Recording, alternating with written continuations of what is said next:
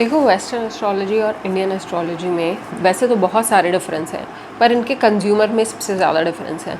Western astrology जो consume करते हैं लोग, वह साइकोलॉजी में ज़्यादा बिलीव करते हैं वो, और जो वैदिक एस्ट्रोलॉजी कंज्यूम करते हैं वो एक कॉस्मिक एग्जिस्टेंस, या तो बिल्कुल ही स्पिरिचुअल होते हैं, कॉस्मिक एग्जिस्टेंस में बिलीव करते हैं, या फिर उन्हें रिजल्ट्स चाहिए होते हैं। ऑनेस्टली रिजल्ट्स जिन्हें चाहिए होते हैं थ्रू वैदिक एस्ट्रोलॉजी, वो बिल्कुल मुझे मटीरियलिस्टिक लगते हैं। बाकी दोनों लोग मुझे ठीक लगते हैं ऑनेस्ट, जो साइकोलॉजिकल एस्पेक्ट्स में एस्ट्रोलॉजी के देखते हैं, और दूसरा ये कि आप कॉस्मिकली एस्ट्रोलॉजी को देखते हो। क्योंकि जो सिर्फ रिज़ल्ट को चाहना है कि एक मेरे ये काम नहीं बन रहा, ये बन जाए, अब ये सब मैंने ट्राई करके देख लिया, एस्ट्रोलॉजी है एक ऐसी चीज़ बची है, चलो इसको ट्राई करके देख लेते हैं, क्या पता यहाँ से रिज़ल्ट आ जाए। तो वो एक आपका इनविटेशन तो हो सकता है एस्ट्रोलॉजी के प्रति, लेकिन वहाँ से आंसर्स आपको नहीं आएंगे। आंसर आपको तब आएंगे जब आप एस्ट्रोलॉजी के थ्रू लाइफ को डीपली और ज़्यादा प्रोफाउंडली समझोगे। मतलब कि आप अपने लाइफ को जब डीपली, क्योंकि देखो जो ये प्लैनेट्स होते हैं उनका जो ग्रेविटेशनल फोर्स है, इनका जो कॉस्मिक रिदम है, उसकी वजह से हम कह रहे हैं कि हमारी ह्यूमन एग्जिस्टेंस पे फ़र्क आता है। और क्योंकि अब देखो जैसे मून है, मून मेन डेटी है एस्ट्रोलॉजी में, और मून से कितना ज्वार भाटा पे फ़र्क आता है, कितने वेव्स चेंज होते हैं ओवर द 15 डेज़, अर्थ पे कितने वेव्स चेंज होते हैं मून की वजह से। सेम वे सन और बाकी सारे प्लैनेट्स की वजह से भी आप भी इसी एलिमेंट से बने हो। 5 एलिमेंट, पंच तत्व की बात ये एस्ट्रोलॉजी और डिविनेशन मेथड्स में होती है, इवन टैरो में भी पंच तत्व की बात होती है। तो ये सारे एलिमेंट्स जो हैं आपके बॉडी डिज़ाइन को डिसर्न करने में और आपकी करंट सिचुएशन को क्लैरिफाई करने में काम आते हैं। अब इसको अगर आप ये समझोगे कि कुछ जादू जैसा करके आपकी लाइफ फिट कर दी जाए, क्योंकि जो लोग जादू बोलते हैं एस्ट्रोलॉजी को कि ये वू साइंस है, वही इसके वू होने में बिलीव करते हैं।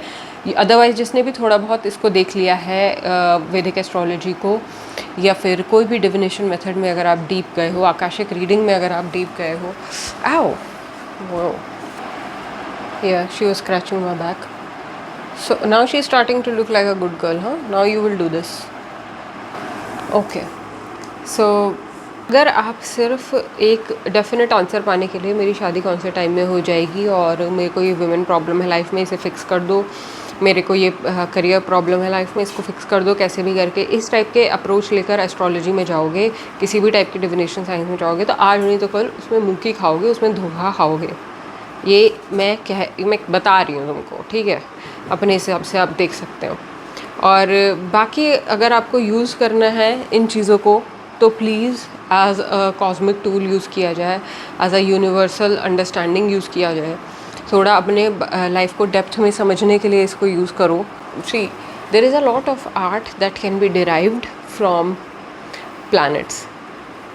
For example, in shallow ways I can say that Saturn teaches us the art of patience, the art of making things happen, the art of money making. Saturn literally teaches us that via our karmic patterns in our chart. So Saturn can never be strong or weak in anyone's chart. It is only supporting the possibility of somebody having clarity in these areas or not being able to. So it's very indicative science. That means कि इसमें बहुत सारा scope है, इसको psychologically, इसको artistically, इसको philosophically, lifestyle choices veg, जैसे कि बहुत सारी बुक्स जो अब आ रही हैं एस्ट्रोलॉजी से रिलेटेड, जिसमें आप रिचुअल्स के थ्रू एस्ट्रोलॉजी, एक बुक आई है recently, happy rituals of the soul, that is also written by an astrologer only, very popular book.